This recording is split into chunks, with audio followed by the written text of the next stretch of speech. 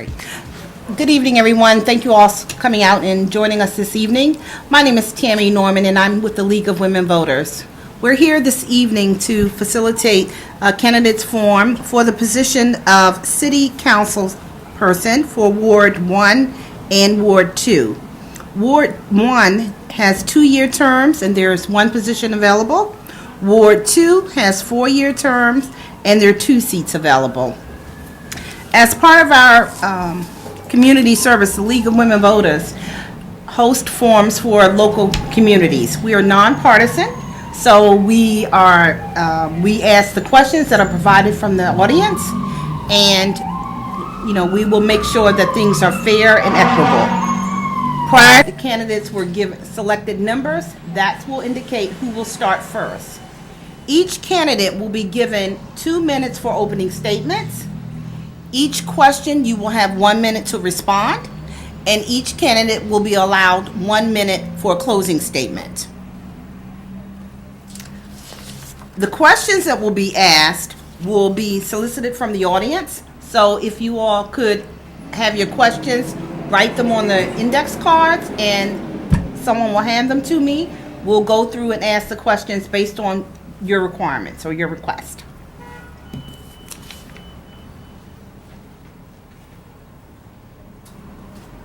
We ask that you don't know, all the questions should be general.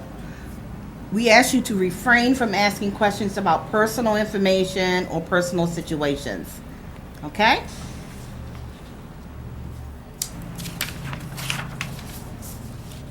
Alrighty, so earlier we drew numbers, and Miss Lowe received the first number, so she's going to open up with her. Miss Nash has been gracious enough to be our timekeeper. She will signal when you have 15 seconds left, and then when she holds up the stop sign, you must stop. I'll cut you off. Okay? Okay, great. Miss Lowe? Hi, my name's Tracy Haddon Lowe, and I live in the 4500 block of 32nd Street in Mount Rainier. I'd first like to start by thanking the League of Women Voters for facilitating this forum tonight, and the Mount Rainier Board of Elections for organizing this event so that we could have this chance to get together. I'm running for the Mount Rainier City Council because this is a critical time for our community. We are at a crossroads where the regional real estate market is going to be putting increasing development pressure on Mount Rainier, both commercially and residentially. As we stand at this crossroads, I want to be sure that in the development process, Mount Rainier's values are represented and that our city budget is managed with discipline. My principles that I'll govern from, if elected, are that Mount Rainier community that's diverse, that fosters the arts, that encourages and promotes stewardship of the built and natural environment, and that is affordable. Those are the principles that I want to see preserved and that I will advocate for on the Mount Rainier City Council. In terms of specifics, my priorities will be, first and foremost, diversifying our tax base in order to strengthen the city's economic position, balancing our budget, even if it means that we can't do everything that we want, and fostering good relationships with our neighboring municipalities and with our county, because Mount Rainier is a small community and there is a limit to what we can do on our own. We need good relationships in order to achieve our full potential as a municipality. And finally, if elected to serve, it'll be my pleasure to get to know each and every one of you better. I've loved meeting my neighbors on the campaign trail. All right. Thank you, Ms. Lowe. Ms. Shaw, you're 2. Hi, my name is Shivali Shah. I've been a resident here in the 2nd Ward for 10 years now. I live here with my husband and my 3-year-old son. I'm running for City Council because I have come to love this community, know the different members of the community, various aspects of its development, both commercially as well as the development of the residential market. For me, it's important to keep our, similar to Tracy, it's important for us to keep our values in mind while we have a lot of options in front of us, some of which are forcing our hand in choosing to go in one direction or another. I'm an attorney by training, and I'm an activist by heart. I've dedicated my career to helping people, helping individuals access and assert their rights, empowering people to understand what their own capabilities are, and training them and coaching them to reach their potential, as well as helping them assert their rights with respect to other entities, whether it be with respect to the government, with respect to an opposing party, or if it's within their own families. I founded a nonprofit organization that helps battered women when I was in law school in North Carolina. Through the work that I've done there, I've built a lot of skills in teamwork and facilitation. So the point is, I can facilitate progress when it's necessary. I can push for progress when it's necessary, and I'm very comfortable with reading a lot of material and getting up to speed on things fairly quickly. I grew up in a small family business and have a lot of experience with the challenges that small businesses face, as well as a vision for what I want to see happen in the city, in the commercial development areas. Thank you. All righty, thank you. Number 3 is Mr. Needler. Good evening, everyone. I have to first say I didn't expect to be sitting here running for council again. I think those of you that know me realize that 4 years ago I asked Brent Boland to run and replace me on the council. And there was several reasons, of which is that he and his wife Danielle live right in the middle of 3 major redevelopment projects. And I felt that he would be an excellent advocate for his neighbors and residents in their interests as those developments take place. He did a great job and surprised us all a few weeks ago by announcing that he was not going to seek re-election, much to our surprise. At that point, I felt that I had the experience to contribute at this critical point with at least the street sense development. That's the big project on Rhode Island Avenue. And I'll have to attempt to fill the gap that Brent is leaving. And so there was a 2-year term and a 4-year term that was open. And I suddenly met a fantastic candidate named Shivali, who was convinced to run for the 4-year term while I will be running for the 2-year term. So on Election Day, you will have the choice of both of us. We're not running against each other. And I know it's confusing, but that's Mount Rainier for you. So I think it's clear I deeply care about this community in our neighborhood. In the 23 years I have worked on so many projects and issues. I'm not even going to be able to list all of them, but I have worked diligently over the years to try to improve the city. And I devoted 14 years here on the council, and 3 of those as mayor. And I want to get a chance to work with these new, young, energetic council members and sort of bridge that gap between the folks that were the advocates and the civic leaders in the 80s and 90s and today. Thank you. Good evening. My name is Sharnette Robinson. I am running for the Ward 1 seat also. I have been a resident of Mount Rainier, Maryland for 24 years. Within that 24 years, I've seen Mount Rainier go through tremendous changes, specifically up on the Rhode Island Avenue, as well as several of the pockets of communities around Mount Rainier. So we're moving in a good direction. I think that the current council has done an outstanding job working in Mount Rainier. I would like to be a part of that progress. As I said, I have 24 years in Mount Rainier. I've worked with Chief Scott with the police department.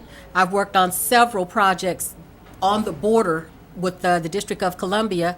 I am a 29-year commander with the Metropolitan Police Department, have 29 years with the department. We've worked on several projects with the business community, specifically across the Rhode Island Eastern Avenue border. That was one of our main issues that we had to work on. Again, a little bit about myself.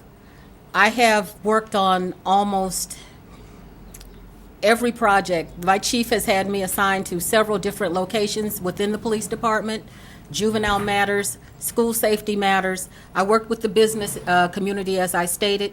The District of Columbia has the BID, the Business Improvement District. There are 9 different areas. I work with every one of those prior to the planning of businesses coming into those different communities, which won't be any different than working with this one. There's always going to be concerns that you have to bring back to the community and get their input on. One of the main things, community outreach officer, was make sure that the community and the businesses were able to sit down and meet together and kind of hash out a lot of their issues and concerns. So that is some of the training and experience that I would bring to the department, to the Mount Rainier. And also, thank you. All righty, thank you all for those opening statements. Now we're going to have our first question, and our first question goes to Ms. Shaw. The first question is, please describe your vision and your priorities for the future of economic development in Mount Rainier. This is a subject that I'm very passionate about, and one of the reasons that I'm running. One of my big priorities is to get resources from outside into Mount Rainier to help some of the small local businesses. If Mount Rainier has a commitment to its small local businesses. We are not looking for large chains to move in here. So if we have that commitment, then the city council and the staff also has a commitment to being, keeping these businesses afloat, supporting them both through infrastructure help as well as fixing a lot of the facade issues, signage, how the street looks outside. We want people not only in Mount Rainier who are patronizing the businesses to come, but also for people who are driving up Route 1 to want to get out of their cars and patronize the businesses, whether it's through dealing with parking issues, getting funding for signage, getting funding for accounting training. Thank you. All right, Mr. Needler, you're the second person. Could you restate the question, actually? Please describe your vision and priorities for the future of economic development in Mount Rainier. Okay, thank you. As I said a week or so ago, I probably know next to nothing about economic development. I'll be the first to admit that. But I do know how the council can hire people that do know about economic development. And we did hire a couple of excellent staffers recently to do that. So as far as implementing, those are the folks that are going to have to be doing that, going out and looking for the money, making those connections with the county and the state. Meanwhile, pretty much you're going to have the development done along Rhode Island Avenue, with the exception of this building, which we still need to finish connecting to the other 2 city properties, which would develop this block, because we don't have much development on this end. The other thing I would say is annexation for economic development. We can't ignore the West Hyattsville Metro Station, which once that's built around will be a major hub, and we have to be part of that. So we need to annex the shopping center just across Queens Chapel. And finally, public safety is always important to redevelopment. If we don't have safe streets in this downtown area, people are not going to come down here at night to patronize the businesses. Thank you. Ms. Robinson? Hi. Again, I am also concerned about the economic development for Mount Rainier. Unlike the other representatives that are running today, I live on this side of Rhode Island Avenue, which is the downtown area, and we are directly affected by everything that's going to occur with the businesses over here, to include the extension of Mount Rainier City Hall. We are directly affected by the bus turnaround, and I think that from talking to them, one of their main concerns is why we haven't done more with this bus turnaround out here so that we don't have people doing things in our alleyways and stuff that they shouldn't be doing. So I'm really concerned about completion of the Mount Rainier City Hall, and that they make sure that they include the community in those plans, a full representation, and not people who are just on the other side of Rhode Island Avenue. We need to get more people on this side of Rhode Island Avenue. I'd kind of call it the south side of Rhode Island Avenue. Get us more involved with what's going on, because we are the ones that are going to be directly affected by everything on the avenue. Thank you. And Ms. Lowe? When it comes to economic development in Mount Rainier, I think that there are 2 things that I want to highlight that I think are really important. The first is that there's a lot about the development process, both commercially and residentially, that's totally out of our control and that we can't do much about. There are larger market forces at work that it's a tide that may rise and fall. And so it's important that we not promise ourselves that we're going to take control of things that we don't. That said, I think we can be smart and make sure that development is something that we are proactive about and that we represent our own values in vigorously, as opposed to just letting it happen to us.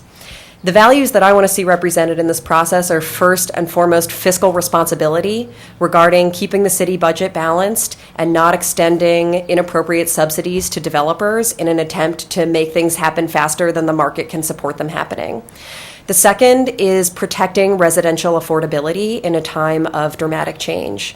Mount Rainier has seniors on fixed incomes, craft workers, and others that I don't want to see priced out of this community. Thank you. All righty, the next question starts with Mr. Neither, and is how does your previous work experience prepare you for being on the city council? Well, that's an easy one for me, but I mean, I could answer that in a number of ways, but I guess the best answer is that I've been here, seen many changes, staff, is that my feedback? And know enough. A city council member cannot solve the problems. I've learned that over the years. You come here sometimes thinking you just tell staff that there's a problem, then you think they're going to fix it. It doesn't work like that. And the new council members learn that pretty quickly. You have to be on staff over and over again because they have a huge pile and you have to make sure your issue stays on the top, otherwise it goes to the bottom. So one of the biggest issues, I think, and the thing you need to learn from experience is how to put that little sticky note on your desk and remember to call or email the staff member that's responsible like once a week to make sure the problem gets solved. Otherwise, it'll fall between the cracks. That and just working with staff and realizing that they're overloaded and you have to pick and choose what the priorities are, and you can't expect them to do everything on a small staff. All right, Ms. Robinson. In addition, Oh, okay. You want me to repeat it? You can Okay. repeat the question. How does your previous work experience prepare you for being on the city council? So in addition to the work that I did with the District of Columbia City Council, I have worked with almost every federal agency in the District of Columbia, and we also had to partner with federal agencies in order to make sure some of the programs that we were working with were actually addressed. In addition to doing the work that I did, I sat on several different committees. I've worked with DC Public Schools, I've worked with the juvenile courts, DC Public Schools, Maryland Public Schools. We all have a lot of the same issues when it comes to the kids in our community. And again, I am a graduate of Johns Hopkins University. I have my master's from Johns Hopkins in business and leadership. I've worked with various businesses in the community just to make sure that we stay on target with plans and different proposals that are put in place. So I have the experience, I have the knowledge. I know that you must be able to bridge the community and businesses in order to get anything accomplished. So I am a diligent worker, and if I am elected, I can guarantee things will get done. Thank you. Ms. Lowe? Well, I do have a PhD in city and regional planning, and that's an academic credential, and so I actually think that it's not necessarily the thing in my background to serve on the Mount Rainier City Council, though certainly I'm extremely fluent in all of the various jurisdictional and legal frameworks, in which a city government needs to operate. But I also have a lot of experience as a community leader, and I think that is really important to serving on the Mount Rainier City Council. I have done everything from serving as the president of the board of a condo association to founding my own nonprofit. I know how to read a budget line item by line item and figure out what's going on in there, and I have the patience and the attention to detail to do it. I also have a thick skin because I have founded my own nonprofit and been engaged in the community in youth development, and a lot of other urban issues, and I think that's critical. All right, Ms. Shaw?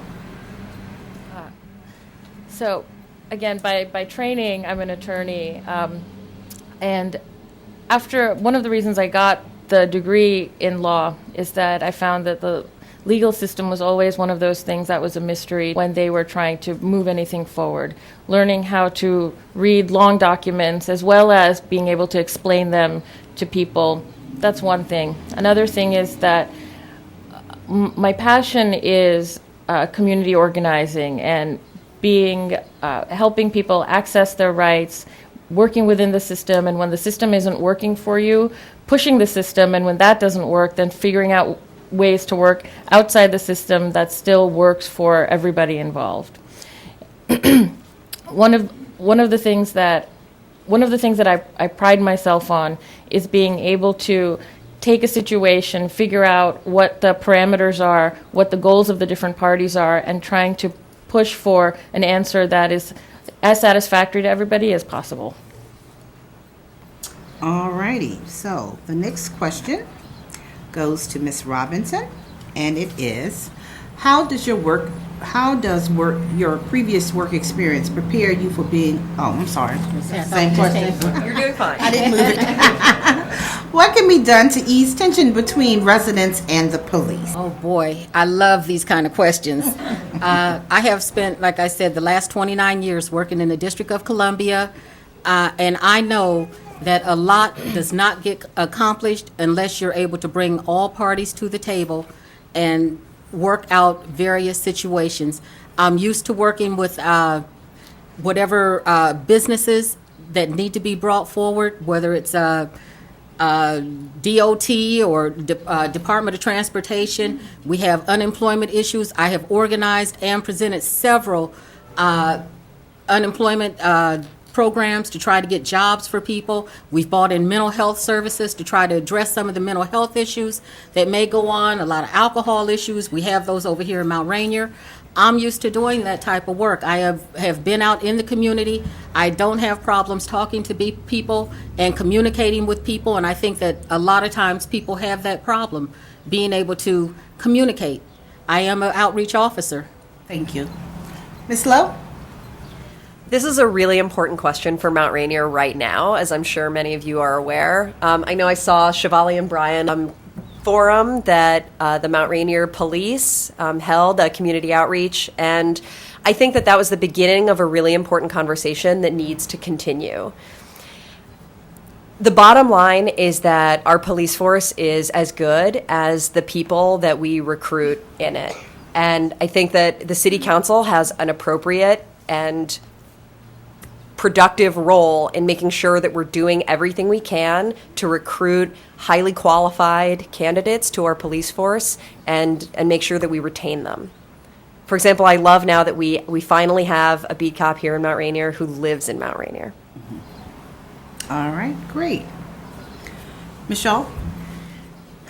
This is a particularly tense time for the residents of Mount Rainier and the police, and a lot of work needs to be done to sort of ease some of the tensions. One of the things that will help is getting the police out of the cars and onto the streets, onto bikes and walking, so that they're communicating more, so that when they get onto a scene, they can work on not just de-escalating the situation by their command presence, but figuring out ways in which they can de-escalate by actually trying to calm the situation down in other ways. Training for the police is really important. One of the things that I did when I was working with my domestic violence organization is I conducted trainings for police in Durham and the surrounding areas in North Carolina on how to work with communities of color and work with African Americans, work with immigrant populations, and the budget, I've seen the budget has money for trainings for the police, and this is something that we need to bring resources from outside to work with not only the police, but also the community in terms of how to address their own concerns with the police directly. Thank you. All righty, and Mr. Needler? I would say, it's probably been said already, but communication and training. I don't know that a lot of you realize that a lot of the officers that come here are rookie officers, mainly because we're competing with the District of Columbia and Hyattsville and Bowie and all the bigger places that can pay more, which is a handicap for us. And they need the training a lot of times. And Chief Scott is dedicated to that, and I have every confidence in him. We have some tense situations, and the council has reiterated over and over again are, equal employment and equal opportunity, non-discrimination. I think that is, drilled into the officers' heads, but it has to be done over and over again. The community forums, I think, is especially important. The other thing that Chief Scott has done is increased, we actually have a majority police force now, so it better reflects the community. And the one other issue, I don't know if it's quite like that, but I get complaints from residents who call for service, whether it's a noise complaint or whatever, and they don't feel that it gets handled appropriately, and we need to address that. Thank you. All right, Ms. Lowe, the next question goes to you first this time. What new programs would you like to see? There's a lot I'd like to see, but I first have to highlight that the current Mount Rainier City budget is not balanced, and in fact that we are over $250,000 out of balance. I think that it's easy during an election to want to promise things, especially for a non-incumbent like myself. So I have to be honest and say that my top priority budget before we talk about what's new. Some of my priorities for Mount Rainier in general are increasing community bonds and increasing community bonds, as well as getting people who are not as well served by the city out. I want them to know that they live here and that the city acknowledges that they're here and cares that they're here. I want to get programs for young folks that are entering the workforce or re-entering the workforce, so that we can't do much.